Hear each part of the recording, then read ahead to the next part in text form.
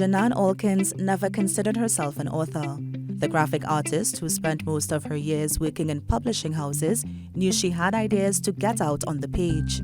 She opened her studio, Everything's Light Pepper, in December 2009 and started working on creative projects to determine which industries challenged her the most. After designing the layout of Marshall Montano's children's book, Boy Boy and the Magic Drums, Jeunanne saw the potential to develop her own ideas. I have a lot of fun with the kids' design, and I feel I get to push my artistic side more, experimenting. So each of my books look very different because I'm still playing. During that time, she launched a children's clothing line, Island Babies, which she developed into her first book, Ready, Set, Hatch. Her ambitions led to her writing, illustrating, and completing the graphic designs for her debut children's book, which she self-published in 2014. Jeunanne worked with the co-writer and illustrators on her second book, Alex the Awesome and the Crazy Quest for the Golden Pond, in 2019, and developed a team for the production of her third and current book, The Most Magnificent. Her latest children's book, which will be published in April, is about the history of the Magnificent Seven buildings located around the Queen's Park, Savannah.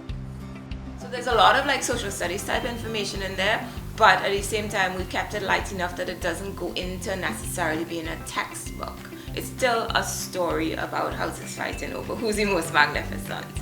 Jeunanne has self-published all of her books and admits there are advantages to taking this route.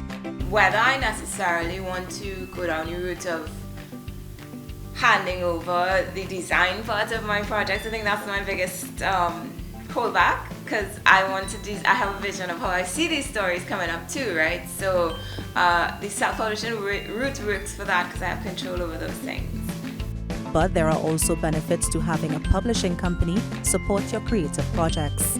The sales, marketing, distribution side of things is hard, right? And I want my stories to be read outside of Trinidad, and right now that we're limited by that. Even with all the online and everything, you still need a big push behind it, even if you have it available on Amazon. Everything is available on Amazon, but Amazon is massive, so how do you get attention there? When deciding to go with the self-published or traditional route, Jeunanne said it depends on the objective of the author. But my goal right now is to get a taste of, okay, I'm building out a series, and I've done it more than once now. It's the third book, right? So if I'm to now approach a publisher, I can say, hey, this is the kind of work I've been doing. It's not a one-off, right? And here's what I want to tell more of. In addition to her writing, she completed an animated series called Bim and Bam and writes and illustrates the comic book Agriman. Her next self-published book is expected to be released for Carnival 2023. Jeunanne is passionate about creating stories that allow children to see themselves reflected, spark their curiosity, and open their world. I am Kimberly De Souza, and this is See Yourself on TTT News.